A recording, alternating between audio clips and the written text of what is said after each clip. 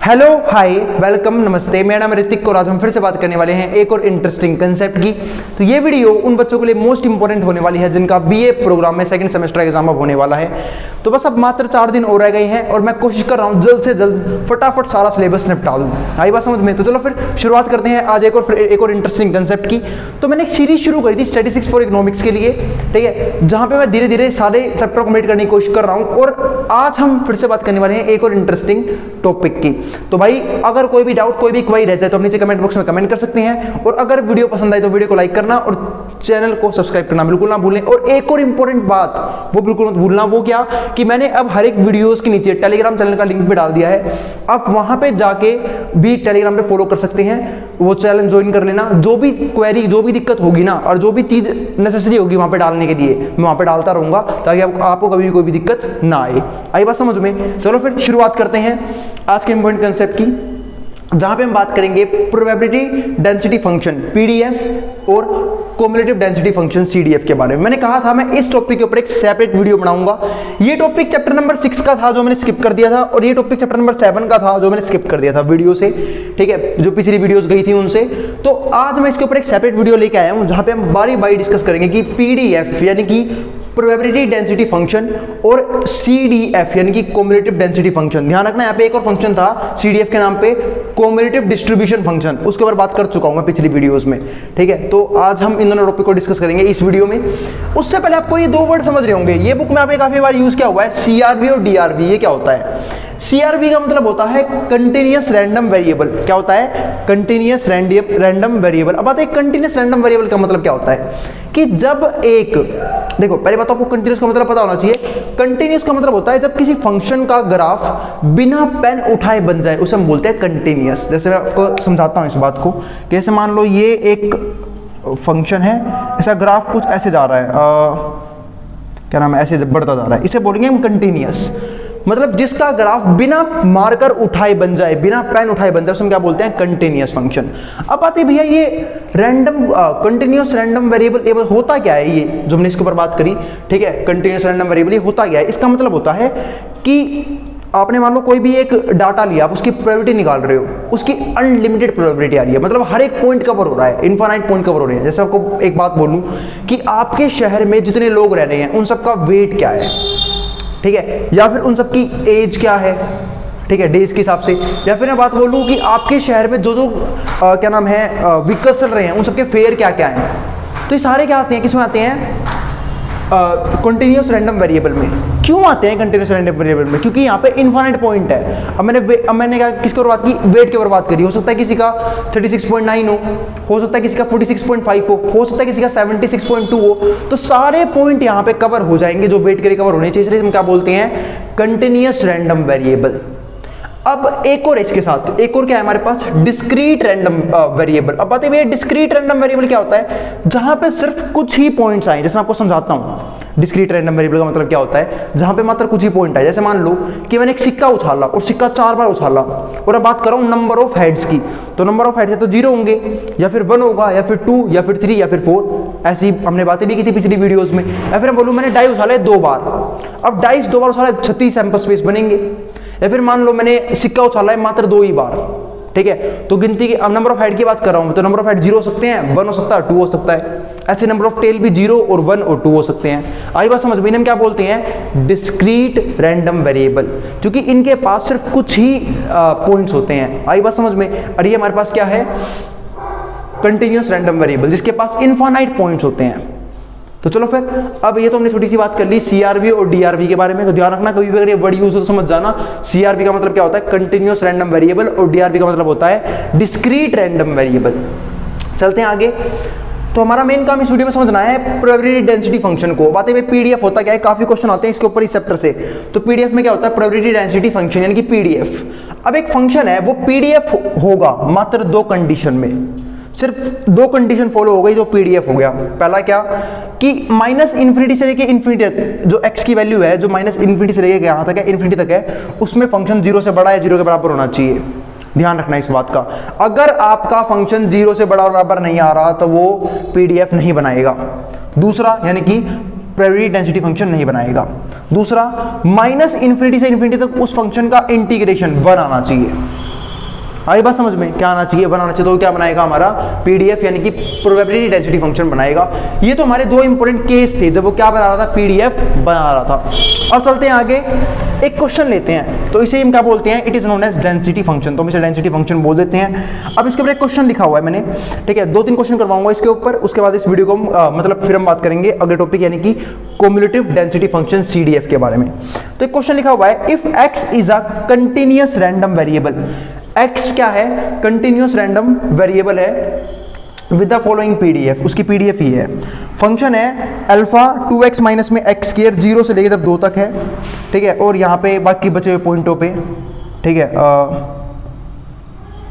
Remaining values of x, कुछ भी लिख लो, रिमेनिंग वैल्यूज ऑफ एक्स, ये आ गया। तो अल्फा 2x माइनस में एक्स स्क्वायर 0 से लेकर 2 तक, और ये हमारा 0 रिमेनिंग वैल्यूज ऑफ एक्स, ठीक है। उसने बोला है फाइंड अल्फा, पहला काम तो अल्फा निकाल दे, दूसरा एक्स जब 1 से बड़ा हो उस सबकी प्रोबेबिलिटी निकाल दे। तो पहले हम अल्फा निकालने की कोशिश करते हैं।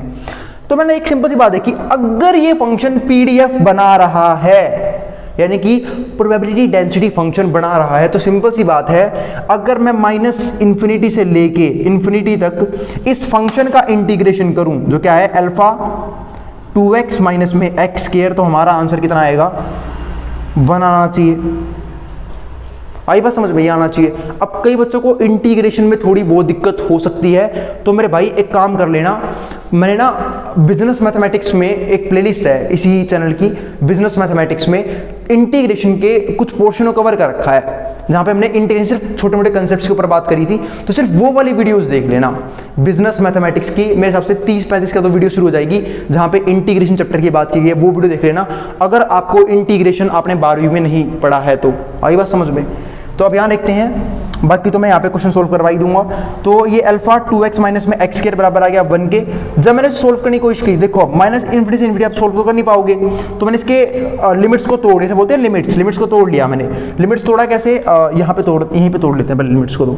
तो माइनस इन्फिनिटी से पहले 0, क्योंकि 0 से 2 भी बात की गई है, 0 फंक्शन वही रहेगा अल्फा 2x माइनस में एक्स स्क्वायर। और बातें भी क्या भाई, हम लिमिट तोड़ सकते हैं, बिल्कुल भाई हम अपने हिसाब से लिमिट तोड़ सकते हैं, क्योंकि मैं सोल्व नहीं कर पाऊंगा इसलिए मैंने लिमिट तोड़ दी, ठीक है। फिर मैंने देखा 0 से 2 अल्फा 2x माइनस में एक्स स्क्वायर, ठीक है, ये आ गया, प्लस में 2 से इन्फिनिटी, और क्या है हमारे पास 2x अल्फा 2x माइनस में एक्स स्क्वायर, ये अलग हो गए, ठीक है। इसका मतलब मैं ऐसे बोलता हूँ कि भाई देखो, अगर आपको मैं बोलूँ अगर आपको दिल्ली से मुंबई जाना है, तो आप दिल्ली से पहले बीच में कहीं चले जाओ, गुजरात वगैरह, फिर आप वहाँ से मुंबई चले जाओ। तो ये बात हो गई कि मुझे यहाँ से यहाँ जाना था, पहले मैं यहाँ से यहाँ गया, फिर यहाँ से यहाँ गया, और फिर वहाँ से फाइनली उस डेस्टिनेशन तक पहुँच गया।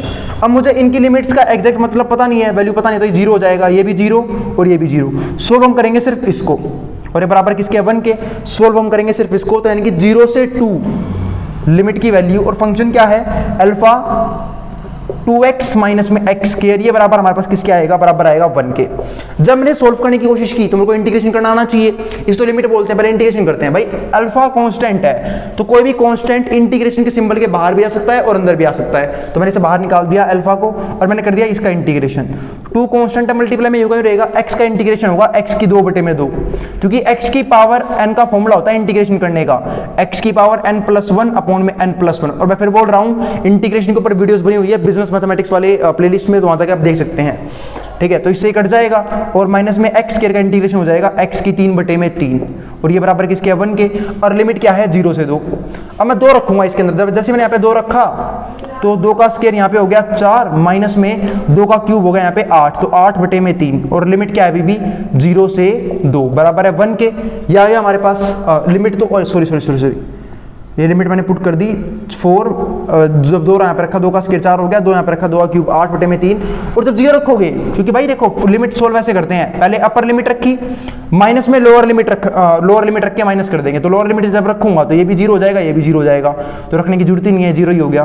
तो बस इसको सोल्व कर लो, अल्फा यूं का यूं, अब इसके नीचे 1 ले लूंगा, एलसीएम लेना सबको आता ही होगा, जब भी किसी के नीचे 1 हो ना, साफ बोल रहा हूँ, इसकी से गुणा कर दिया और सीधा 4 3 12, 12 में से 8 गए 4, तो 4/3 आ गया, अल्फा मल्टीप्लाई में 4/3 बराबर है 1 के। अब यहाँ से आ जाएगी आराम से अल्फा की वैल्यू, वो कैसे आएगी, 3 है यहाँ पे डिवाइड में, वो गया मल्टीप्लाई में, 3 1 जा 3, और 4 कहाँ पे है, मल्टीप्लाई में नीचे आ गया डिवाइड में, अल्फा की वैल्यू कितनी आ गई, 3/4, ये आ गया। अब वो क्या बोल रहा है कि इसी क्वेश्चन में ना ध्यान से अगर मैं देखूं तो उसने बोला है यहाँ पे कि ना एक चीज़ और निकाल दो, find alpha and P x, मतलब अल्फा तो निकाल लिया हमने, काम तो कर लिया, एंड प्रोबेबिलिटी जब x 1 से बड़ा हो। अब मैं यहाँ से एक बात समझा रहा हूँ, इस केस के लिए जब आपको पीडीएफ पता हो, मतलब आपको प्रोबेबिलिटी डेंसिटी फंक्शन दे रखा हो और आपको ये निकालना हो, कभी भी ऐसा हो सकता है, जरूरी नहीं कि 1 से बड़ा ही पूछे, वो 2 से बड़ा ही पूछ सकता है, 3 से बड़ा भी, 4 से बड़ा भी, 0 से बड़ा भी, तो जो भी पूछे तो जैसे आपको ये निकालना है पी एक्स ग्रेटर देन 1। इसके लिए सिंपल सा फॉर्मूला यहाँ पे रख दिया करो, 1 से लेके इन्फिनिटी। अगर यहाँ पे 2 होता मैं लिख देता 2 से लेके इन्फिनिटी, अगर यहाँ पे 5 होता मैं लिख देता 5 से लेके इन्फिनिटी। यहाँ पे फिलहाल 1 है तो मैं क्या लिख दूंगा 1 से लेके इन्फिनिटी, ठीक है। और मैक और फंक्शन क्या रहेगा हमारे पास, फंक्शन है हमारे पास, कहाँ पे गया फंक्शन, ये रहा। और अल्फा की वैल्यू मुझे पता है, 3/4 रख देना अल्फा की जगह, और 2x माइनस में x के लिए हमारा फंक्शन है। अब इसको सोल्व करेंगे, पर उससे पहले कुछ इंपॉर्टेंट बातें वो ध्यान समझ लेते हैं भाई। 1 से इन्फिनिटी, अब इन्फिनिटी फिर से मुझे पता नहीं है तो 0 तो कर नहीं दूंगा मैं इसे, तो जो मैक्सिमम लिमिट हो ना उसको रखना। मैक्सिमम लिमिट क्या मतलब क्या है कि 2। अरे ये भी ध्यान से एक बात समझो यार, एक सिंपल सी बात है, मैंने यहाँ पे क्या बात करी, 1 से लेके इन्फिनिटी। अब मुझे पता है कि भाई उसने बोला है 1 से बड़े पे वो निकाले प्रोबेबिलिटी, और भाई लिमिट तो 2 ही तक है सिर्फ, x की वैल्यू जो है 0 से 2 तक ही है, तो बस यूँ भी समझ लो। तो मैक्सिमम लिमिट 2 है, तो 1 से लेके 2 तक ही सोल्व करेंगे हम इस वाले फंक्शन को। 3/4 को मैंने बाहर निकाल लिया, कांस्टेंट था, अभी भी समझाया, अगर कांस्टेंट मल्टीप्लाई में हो तो उसे बाहर निकाल लेते हैं, ठीक है। ये आ गया हमारे पास। अब फिर से कर दो इंटीग्रेशन, तो इंटीग्रेशन कर रहा हूँ मैं साइड में, तो 3/4 कांस्टेंट है, मल्टीप्लाई में यूँ का यूँ, जब इसका इंटीग्रेशन करूँगा तो 2 कांस्टेंट है, मल्टीप्लाई में यूँ का यूँ, x का इंटीग्रेशन x की 2/2, x की पावर n वाला फॉर्मूला लगा दिया है, और x स्क्वायर का इंटीग्रेशन x की 3/3, यह आ गया। और लिमिट क्या है 1 से लेके 2। अब एक बार अपर लिमिट रखूंगा, अपर लिमिट जब रखी मैंने तो 2 का स्क्वायर कितना हो गया 4, और 4 दूनी 8, 8/2 4 हो गया। 3/4 माइनस में जब 2 रखूंगा यहाँ पे, 2 क्यूब 8, 8/3 हो गया, और माइनस में माइनस कर दूंगा लोअर लिमिट रख के, जब 1 रखूंगा तो 1 का स्क्वायर 1, 1 इंटू में 2, 2/2 1 हो गया, और माइनस में जब 1 यहाँ पे रखा तो 1 का क्यूब 1, 1/3 आ गया। ब्रैकेट खोल रहा हूँ तो माइनस अंदर जाएगा, तो ये हमारा पॉजिटिव हो जाएगा ब्रैकेट खुलते ही। अब देखते हैं क्या सोल्व हो सकता है। तो 3/4 यूं का यूं, जब और सोल्व किया मैंने यहाँ पे तो मैंने देखा 4 में से 1 गई, 3 आ गया, 8/3 प्लस में 1/3, तो प्लस माइनस माइनस, 8 में से 1 गए तो -7 आएगा, क्योंकि सिंबल इसका बड़ा है और नीचे क्या है 3। अब जब एलसीएम लूंगा तो भाई इसकी से गुणा हो जाएगी, इसके नीचे 1 है, 9 में 7 गए 2, तो 2/3 यहाँ पे आ गया, मल्टीप्लाई में कौन बैठा है 3/4, कुछ कट रहा है क्या, 3 से 3 कट गया, 2 से 4 कट गया, 1/2 हमारा आंसर, सवाल खत्म। तो इस क्वेश्चन में हमने दोनों चीज़ निकाल दी। एक बार हमने ये वाली चीज़ निकाली, कौन सी, कहाँ गई वो चीज़ जो हमने सोल्व की थी, ये रहा। एक बार हमने अल्फा की वैल्यू निकाली, एक बार हमने क्या निकाल लिया, प्रोबेबिलिटी जब x ग्रेटर देन 1 हो। आई बात समझ में? तो उम्मीद है आपको ये क्वेश्चन समझ में आ गया होगा। तो अभी जाना कहीं पे भी नहीं है, अब आराम से वाला क्वेश्चन उतार सकते हैं। उसके बाद मैं बात करूंगा एक और सवाल की, उसके बाद हम खत्म कर देंगे पीडीएफ को। आई बात समझ में? अब इसको जो उतारना उतार सकता है, मैं उतार बोर्ड के सामने से। चलो फिर हम देखते हैं इस वीडियो में कम्यूटेटिव डेंसिटी फंक्शन क्या होता है, यानी कि सीडीएफ क्या होता है। तो सीडीएफ को देखो, मैंने यहाँ पे क्या देखा, लेट एक्स बी अ, मतलब कम्यूटेटिव डेंसिटी फंक्शन। अब क्या होता है, पीडीएफ के ऊपर बात खत्म हो चुकी है, समझा भी दिया है होता क्या है, क्वेश्चन भी करवा दिया है होता क्या है, ठीक है। तो क्वेश्चन करवा दिया, उससे क्वेश्चन भाई एग्जाम में क्वेश्चन आ सकता है इसका, तो क्वेश्चन ध्यान से देखना है इसका बस। अब यहाँ देखते हैं कम्यूटेटिव डेंसिटी फंक्शन, ये एक और इंपॉर्टेंट चीज़ है। तो ये होता क्या है, पहले इसका थोड़ी देर पार्ट डिस्कस कर लेते हैं। Let X be continuous random variable, X कोई भी क्या है, कंटिन्यूअस रैंडम वेरिएबल है। अभी भी समझाया कंटिन्यूअस रैंडम वेरिएबल क्या होता है, जिसके पास इनफाइनाइट पॉइंट्स होते हैं। हैविंग पीडीएफ, उसके पास पीडीएफ है एफ एक्स, ठीक है, and F X of X, यानी कि F X of X will be a continuous distribution function. वो क्या बनाएगा, कंटिन्यूअस डिस्ट्रीब्यूशन फंक्शन बनाएगा ऑफ एक्स। इफ अगर एफ एक्स ऑफ एक्स जो p है, जब x जो होगा उसका less than equals to x के बराबर होगा, तो माइनस इन्फिनिटी से x एफ एक्स से बनेगा। मतलब अगर वो ये वाला पार्ट इसके बराबर है तभी हमारा क्या बनाएगा, ये CDF बनाएगा, वरना नहीं बनाएगा, ठीक है। हो सकता है आपको पढ़ने थोड़ा सा अजीब लगे अभी ये, पर क्वेश्चन से आपको समझाने की कोशिश करूंगा बनाया कैसे। अब आगे समझते हैं। This is also known as commutative distribution function. इसको क्या बनाएंगे, इसको हम क्या बोलेंगे, कम्यूटेटिव डिस्ट्रीब्यूशन फंक्शन भी बोल देते हैं कई बार, ठीक है। अब रिलेशन क्या होता है डिस्ट्रीब्यूशन फंक्शन में और डेंसिटी फंक्शन में, पहले वो ध्यान से समझ लेना। डिस्ट्रीब्यूशन फंक्शन में और डेंसिटी फंक्शन में क्या रिलेशन होता है, वो क्या होता है कि अगर तुम कभी भी डिस्ट्रीब्यूशन फंक्शन का डेरिवेटिव कर दोगे तो आप लोगों का डेंसिटी फंक्शन आ जाएगा। आई बात समझ में? दोबारा बोल रहा हूं, अगर कभी भी आपके पास डिस्ट्रीब्यूशन फंक्शन है, आप उसका डेरिवेटिव कर दो उस फंक्शन का एक्स के रिस्पेक्ट में, तो आपका क्या आ जाएगा, डेंसिटी फंक्शन मौजूद हो जाएगा। देखो ऐसे लिखा भी हुआ है। अब एक क्वेश्चन लिखा हुआ है, द प्रोबेबिलिटी डिस्ट्रीब्यूशन फंक्शन यानी कि PDF of random variable X दे रखा है हमें। फंक्शन एक्स होगा अगर 0 से लेके 1 के बीच में है तो, फंक्शन 2 माइनस एक्स होगा अगर 1 से 2 के बीच में है तो, और 0 होगा अगर इसके अलावा है तो, अदरवाइज। आई बात समझ में? अब find x greater than 1.5, x greater than equals to 1.5 हमें फाइंड करना है कि क्या होगा। पहले इससे निकालने की कोशिश करते हैं, ये निकालते हैं, काफी अच्छा क्वेश्चन है, किया भी था हमने, याद होगा पिछले क्वेश्चन में बात निकाली भी थी। तो इसके लिए सिंपल सी बात क्या होगी भाई, 1.5 से निकालना है ना, तो 1.5 से इन्फिनिटी सोल्व कर दो उस फंक्शन को, तो 1.5 से इन्फिनिटी। और जब फंक्शन में 1.5 से बड़ा लूंगा तो फंक्शन लेना कौन सा है, 1.5 1 और 2 के बीच में होता है, तो फंक्शन लेंगे 2 माइनस एक्स। अब एक सिंपल सी बात है, 1.5 से इन्फिनिटी आप कैलकुलेट कर नहीं पाओगे, आपको मैक्सिमम वैल्यू देखनी है क्या है, तो वो कितनी है, 2 इसी की, इस फंक्शन की, तो 2, तो बस हम 1.5 से लेके 2 तक सोल्व करेंगे। 2 माइनस एक्स, इंटीग्रेशन करना आप लोग को आता ही है, कर देते हैं इंटीग्रेशन। 2 का इंटीग्रेशन क्या हो जाएगा, 2x, भाई 5 का 5x, 6 का 6x, 100 का 100x। और फिर वही बात बोलूंगा भाई, जिसको नहीं आता इंटीग्रेशन, ठीक है, वो आराम से जाए बिजनेस मैथमेटिक्स की प्लेलिस्ट में, मतलब वीडियो देख ले, ठीक है। तो 2 का क्या हो जाएगा, 2x, जिनको आता है उनको दिक्कत ही नहीं है। और x का इंटीग्रेशन हो जाएगा x की 2/2। अब कर दो वैल्यू पुट, अब ये लिमिट है 1.5 और 2, पहले रखूंगा 2, तो 2 गुणा में 2 कितना हो गया, 4। जब यहाँ रखूंगा 2, 2 का स्क्वायर 4, 4/2, 2 आ गया, माइनस है, ब्रैकेट लगा लो, वरना पहला गलत भाई, ये माइनस करवाता है। तो 1.5 इंटू में 2 कितना हो गया, 3, यहाँ पे 3 आ जाएगा।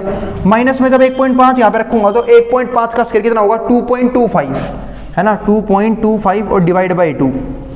तो जब सोल्व करेंगे इसे हम, 4 में इस 2 गए बाहर तो 2 आ गया, बाहर 2 आ गया, माइनस में अब 3 है, यहाँ पे क्या हो जाएगा, 2.25 का आधा, तो 2 का आधा तो 1 होता है, और 0.5 का आधा हो जाएगा, ठीक है, 12.5, यानी कि और भी हो जाएगा हमारे पास, यहाँ पे आ जाएगा 1.125, ये आ जाएगा एक तरह से 1.125, इसका आधा कर दूंगा तो 3 माइनस में 1.125, तो ये बच जाएगा हमारे पास 875, कैलकुलेशन कर लेना भाई ध्यान से। अब 2 माइनस में 1.875, तो हमारे पास कितना बचेगा, 0.125, ये हमारे पास आंसर आ गया है। तो ये हमारे पास पहले पार्ट का आंसर आ गया इसके, find px greater than equals to 1.5, ये तो क्वेश्चन सोल्व हो गया। अब दिक्कत सारी इसकी है, फाइंड CDF निकालना है। CDF यानी कि फिर से वही कॉम्युलेटिव डिस्ट्रीब्यूशन फंक्शन हमें ये बनाना है। अब ये कैसे बनाएंगे, तो भाई देखो, अब अलग अलग फंक्शन की अलग अलग बातें शुरू होंगी, अब यहाँ से उसको समझते हैं। तो पहले हमने क्या निकाला यहाँ पे, अब यहाँ से शुरू करते हैं, ठीक है। अब px अगर x लेस देन है तो क्या होगा, माइनस इन्फिनिटी से x, और फंक्शन रखेंगे हम, देखो ये रहा फॉर्मूला, ये रहा निकालने का, माइनस इन्फिनिटी से x, fx और dx, ये आ गया। अब बात करते हैं, सबसे पहले शुरुआत करते हैं 0 से लेके 1 के बीच में, सबसे पहले ये है, तो 0 से 1 के, जब 1 के बीच में लूंगा तो फंक्शन क्या हो जाएगा, खुद x, तो देखो माइनस इन्फिनिटी 0, ग्राफ तोड़ना है भाई 0 से लेके 1 के बीच में, तो माइनस, अब 0 से 1 के बीच में बात हो रही है, एक बात का खास ध्यान रखना अब यहाँ से, कि 0 से अगर 1 की बात हो रही है तो आपको 1 नहीं लेना है, जब भी 1 लेना होगा सीधा x ले लोगे वहाँ पे, तो माइनस इन्फिनिटी 0 ग्राफ टूट गया, फिर 0 से लेके 1 नहीं, 0 से लेके x, और दोनों तरफ क्या रहेंगे, fx। अब fx क्या होगा, 0 से लेके 1 के बीच में x खुद, तो जब x रखा मैंने यहाँ पे देखो, तो जब यहाँ पे ये तो देखो माइनस इन्फिनिटी 0 है तो 0 हो जाएगा खुद, 0 हो गया। अब 0 से x, fx के लिए क्या आ जाएगा, x, फंक्शन क्या था, x था, तो x रख दिया, x का इंटीग्रेशन x की 2/2, ये हो गया पहला पार्ट सोल्व, ठीक है। अब लेंगे 2 से कम, x less than equals to 2, या फिर देखो अब 2 से बड़ा तब लेंगे यहाँ पे, ठीक है, 2 से कम। अब फंक्शन क्या हो जाएगा, माइनस इन्फिनिटी से 0, fx dx, ठीक है। अब ग्राफ तोड़ रहा हूँ, मतलब पहले फंक्शन माइनस इन्फिनिटी 0 जाएगा, फिर 0 से 1, और फिर 1 से x, 1 से 2 लेके नहीं जाना है, जो भी पॉइंट ये है वहाँ पे लेके बिल्कुल नहीं जाना है, ठीक है। तो 1 से x तक चला गया, फंक्शन लिख दिए। अब फंक्शन क्या होगा, 1 से 2 के बीच में 2 माइनस x, तो हमने क्या रखा है यहाँ पे, 1 मिनट, 0 से इन्फिनिटी से 0, ये तो 0 ही हो जाएगा पूरा, ठीक है। और यहाँ पे क्या हो जाएगा हमारे पास, fx 0 से 1 के लिए, 0 से 1 के लिए fx है, ये रहा x, तो यहाँ पे मैंने क्या रखा, x। और अगर बात करूँ 1 से लेके x तक, ठीक है, तो फंक्शन हमारे पास क्या आएगा, 2 माइनस एक्स, यानी कि 1 से बड़ा हो गया तो क्या हो जाएगा, 2 माइनस एक्स। फंक्शन ले लिया, इंटीग्रेशन कर देना, सोल्व कर देना, आपका ये आंसर आ जाएगा। ये आंसर, इसको मैंने सोल्व भी कर दिया था ऊपर, कहीं पे, हाँ ये हमारा आंसर आ जाएगा। इसको सोल्व कर लेना पूरे को, ठीक है। जब 1/2 अंदर जाएगा, ये देखो अब 2 में से 1/2 गया, कितना बचेगा, 2 में से 1/2 गया, बच गया 3/2 यानी कि 1.5। अब 1/2 में से गया 3/2 तो क्या बचेगा, माइनस का 1 तो माइनस का 1 बचेगा यहाँ से, और माइनस में 2x है, 2x को 2x ही रहने दो, प्लस का 2x है ये, ठीक है, और माइनस का x²/2 ये भी रहने दो। तो ये आपका आंसर आ जाएगा यहाँ से। आई बात समझ में। तो ये इस तरीके से हमने क्या सोल्व करना है, CDF सोल्व करना है अलग अलग वैल्यूज पे, सब वैल्यू पे CDF सोल्व होगा, इस पे सोल्व नहीं होगा बस, क्योंकि इसमें तो जीरो ही आ जाएगा, तो जीरो को ही क्या है सोल्व करना है, जीरो ही आंसर आ गया। इस पे सिर्फ इन दोनों पॉइंटों पे आपको क्या करना है, सोल्व करना है, ठीक है। और एक और रह गया है, वो क्या था, x greater than 2, ये रहा वो x greater than 2। जब 2 से बड़ा लोगे तो फंक्शन कहाँ कहाँ टूटेगा, एक बार टूटेगा माइनस इनफिनिटी 0, फिर 0 से 1 और फिर 1 से 2, ठीक है। और 2 से बड़ा लेना है तो भाई 2 से बड़े में कुछ मत लेना, सीधा लिख देना 2 से लेके इन्फिनिटी। अब देखो ये वाली वैल्यू सीधा 0, इन्फिनिटी है इसके पास, ये वाली वैल्यू सीधा 0, इन्फिनिटी है इसके पास। जब यहाँ फंक्शन रखोगे, अब देखो 0 से 1 के लिए फंक्शन कौन सा लोगे आप फंक्शन लोगे 0 से 1 के लिए x, तो यहाँ पे आ जाएगा x, सीधा इसका आंसर 1 तो आ जाएगा, पर यहाँ पे फंक्शन आएगा x, ठीक है। और x का इंटीग्रेशन हो जाएगा x की 2/2 और लिमिट क्या है 0 से 1, प्लस में 1 से 2 के लिए फंक्शन कौन सा लोगे, 1 से 2 के लिए फंक्शन लोगे 2 - x, तो 2 - x का 2 का इंटीग्रेशन 2x और x का इंटीग्रेशन हो जाएगा x की 2/2। काफ़ी बार सोल्व कर लेना इसको, और लिमिट क्या है इसकी 1 से लेके 2 और वैल्यू पुट कर देना, आपका 1 आंसर आ जाएगा, सवाल खत्म।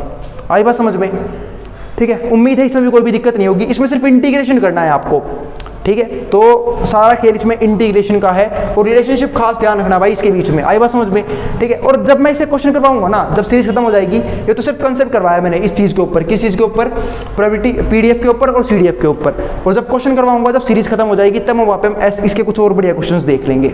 आई बात समझ में। अब जिसको जो उतारना है उतार सकता है, मैं हट रहा हूँ बोर्ड के सामने से, फिर हम बात करेंगे अगली वीडियो में एक नए कंसेप्ट के साथ।